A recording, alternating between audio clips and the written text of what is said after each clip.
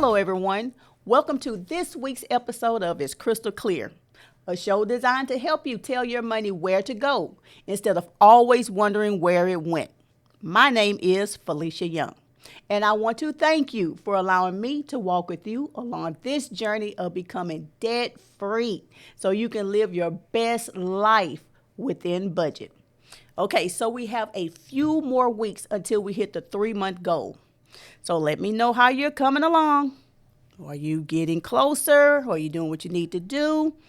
I'm trying to work on some cool surprises for lucky people who participate in these challenges. So make sure y'all keep the progress going and let me know how you're doing.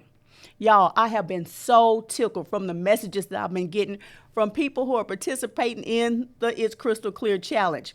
From the people who say they are tired of hearing my voice in their heads, telling them to get out of the stores every time.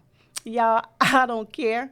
I promise you're going to love me again when y'all hit those goals. You're going to love me. To the people who are sending me pictures of them doing their own hair instead of going to the salons every other week. Y'all still look cute though, and your edges look good. Make sure you keep it going. So I have 2 stories to share this week. One from our Crystal Clear family member who heard me talk about the $5 cups of coffee every day in the latte factor and how that would add up to over $1,600 a year if she had a cup of coffee every single day. She sent me a message saying that she downgraded and now she's getting the $3 cups instead. After she saw that it was still over $1,000 a year, she made the decision to choose her needs over her wants, and she didn't want that much coffee anymore. Another person who is a part of our Crystal Clear family, she sends me at least 2 messages a week, and she is killing these challenges. She literally hit her 3-month goals in 2 months. She said her latte factor was going out with friends 3 nights a week, every week. When she reviewed her bank statements for the past 3 months and saw how much she was going out and how much that was costing her, she scaled back to only 1 night a week. With the money she saved, she chose to apply it to her smallest credit card bill, and she paid it off last week. Now she's using the snowball method to work on the next credit card bill. Y'all, I am really loving this Crystal Clear movement. It's a movement, y'all, so make sure you keep on going. So today's episode is called Gifted with Talents, where I will discuss being a good steward over everything that God gives us. Okay, so a few days ago, a really good friend of mine sent me an article to read. It was about a popular NFL player who dominated the field. Because of his unmatched skills, he found himself the benefactor of huge contracts and endorsements.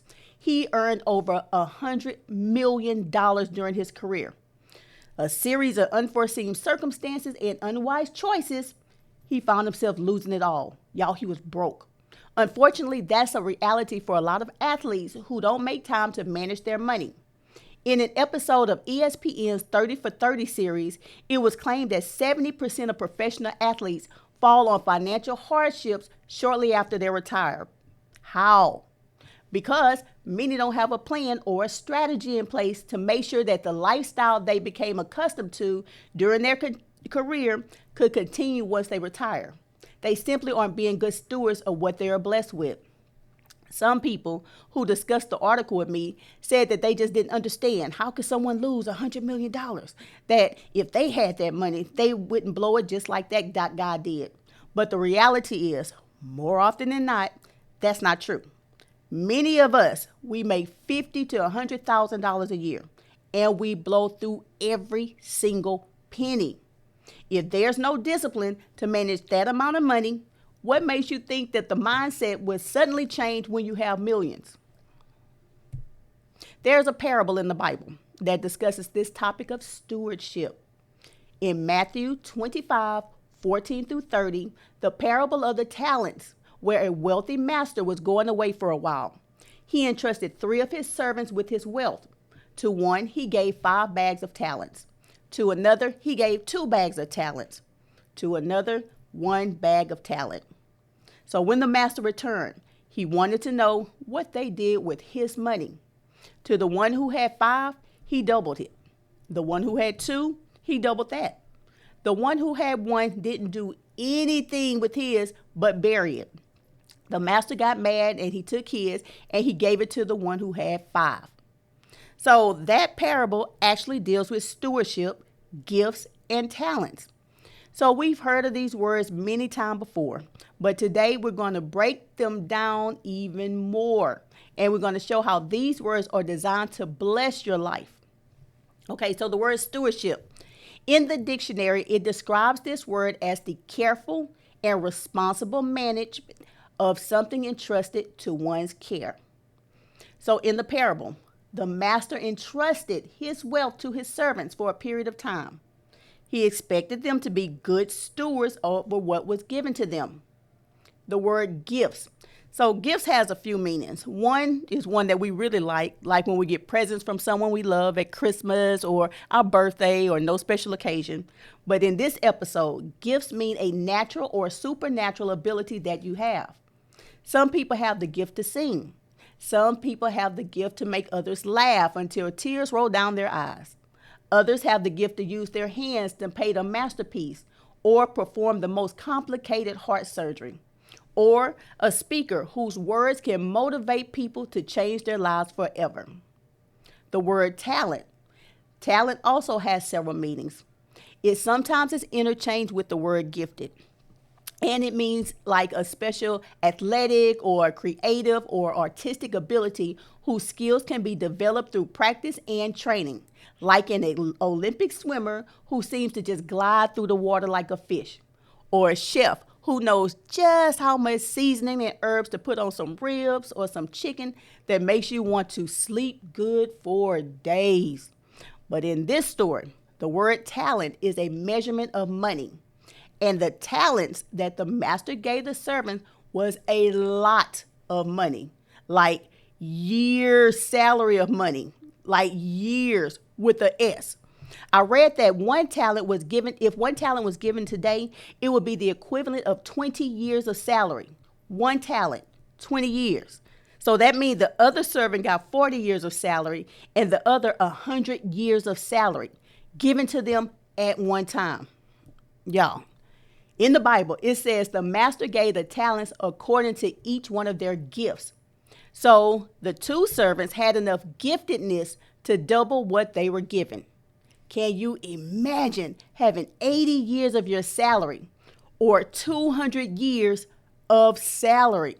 Y'all, that's a lot of money. That is a lot of money. Even the servant who received 1 talent, that's a lot of money. But the issue was, more could have been earned had he not buried it. The master went off on him. He said that servant could have at least put the talent in the bank to earn interest. Many of us, we're like that servant with 1 talent. We keep burying it and not utilizing the gifts that we've been given, or worse, because we're so consumed with overworking to pay debt that we won't stop making, and we seem to be drowning in debt, is worse than burying the talent. We are steward of what God has given us. The time and the resources that he trusted us with in our life is his, that he wants us to manage. God is intentional about the gifts and talents that he gave us. He gave you what he wants you to have in order for you to generate the income you need to live a prosperous life. But for whatever reason, many of us are living according to what he gave our neighbors and what he gave our friends to have. And that's why many of us are living paycheck to paycheck, trying to keep up with the Joneses. And y'all, real talk, more often than not, the Joneses are broke too. They're broke.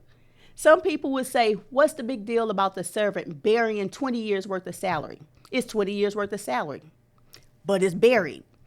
It's not doing anything to enhance your life. If you spend it, it'll be spent. Then you'll be broke with no other income coming in to replace it. It's simply not good stewardship. We earn our pay and spend all of our pay on things that don't even matter, or things that don't even enhance our lives. Your money is in a bank account that don't even earn you interest. Or as soon as you get paid, your money is sucked up by credit card payments and other debt. and you have nothing to save for your future. It's simply not good stewardship. And God won't reward you with more.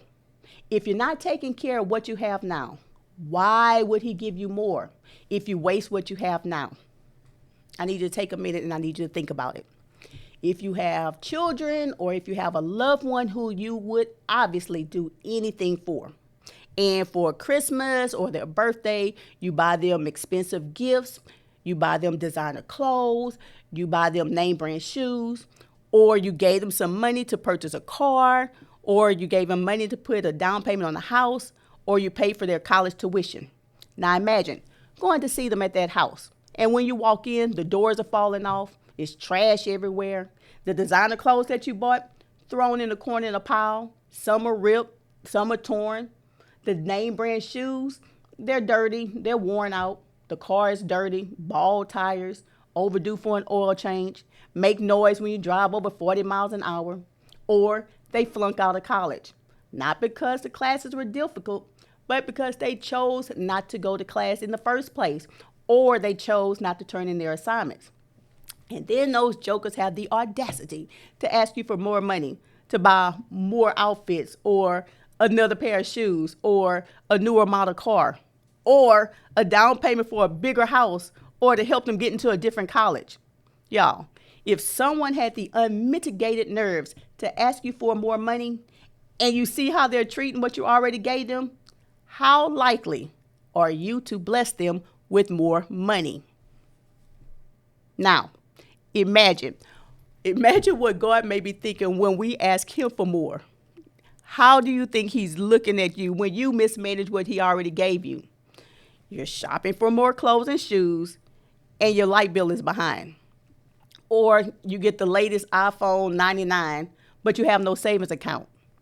You're getting your hair done and you're getting your nails done often, but you have no life insurance policy, or you don't even own anything in your name. Y'all, we are mismanaging our talents, and we are stressed because of mismanagement, and we are depressed because of mismanagement, and we are drowning ourselves in alcohol and pills just to escape the reality of the mismanagement.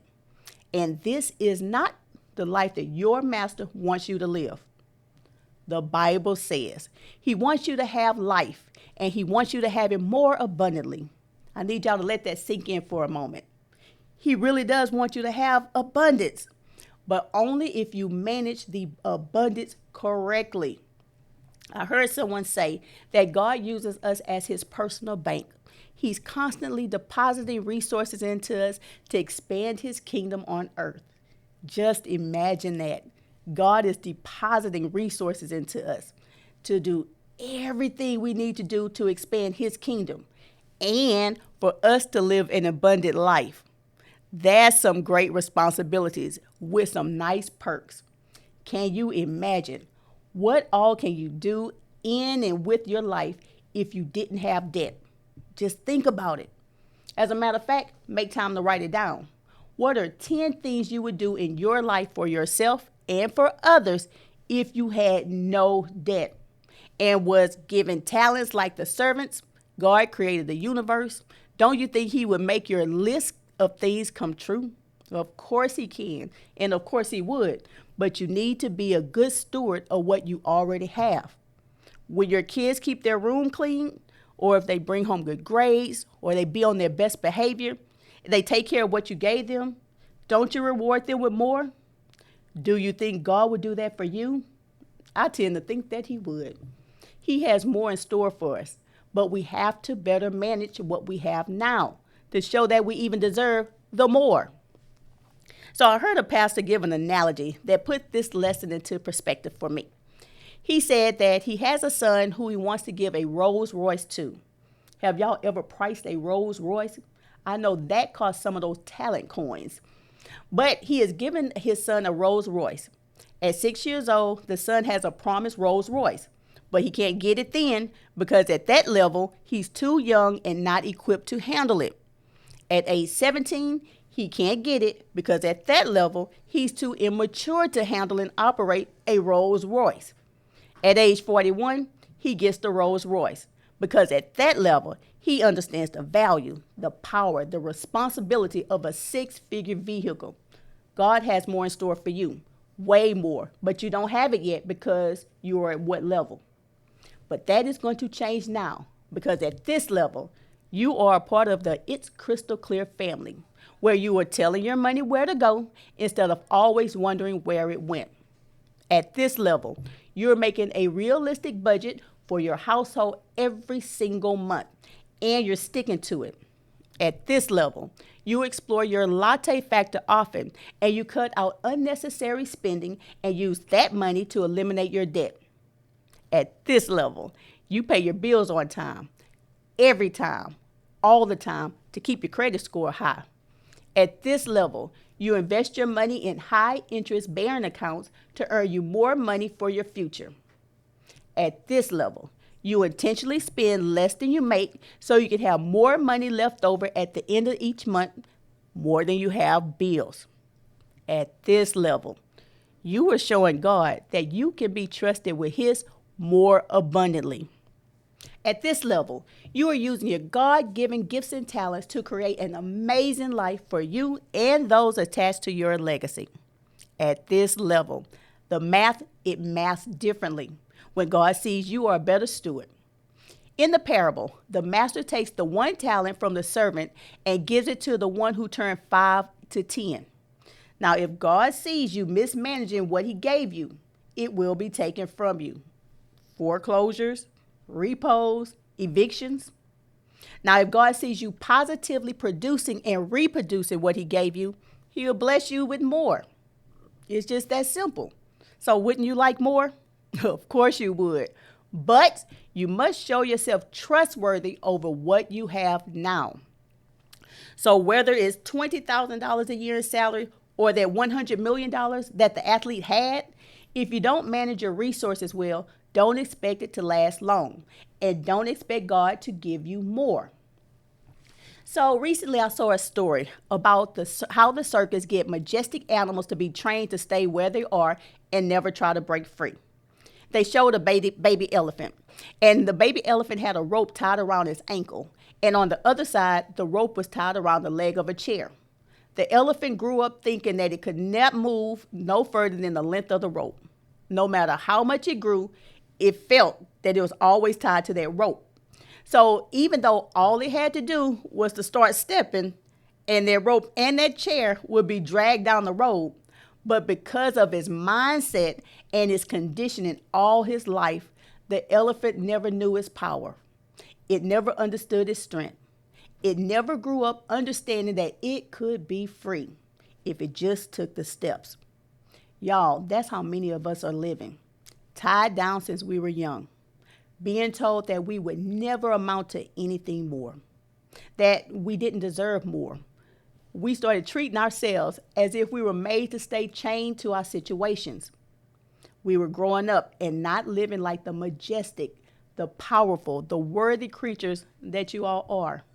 We are not living like that anymore.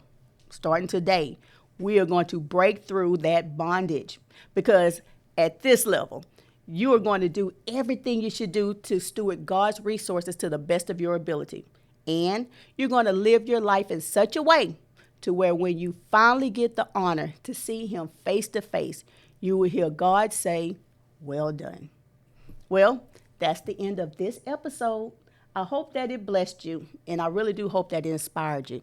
Now remember, we have a few more weeks remaining until we're at the 3-month goal mark. I need you to keep pushing forward. You can do it. I know you can. Also remember, I have a personal goal as well. I want to help people eliminate $25 million in debt by the end of this year. And I know it can be done because you're going to help me do it. I need y'all to continue to watch and share these episodes with those who you want to see win. Everybody around you should be winning. We're on Spotify and we're on YouTube. So share, share, share. Thank you again for your support, and thank you for allowing me to be a part of your journey. It means more to me than you can possibly know. So again, remember to dream big, stay focused, and live your best life within budget. Have a great week, and I'll see you next time on It's Crystal Clear.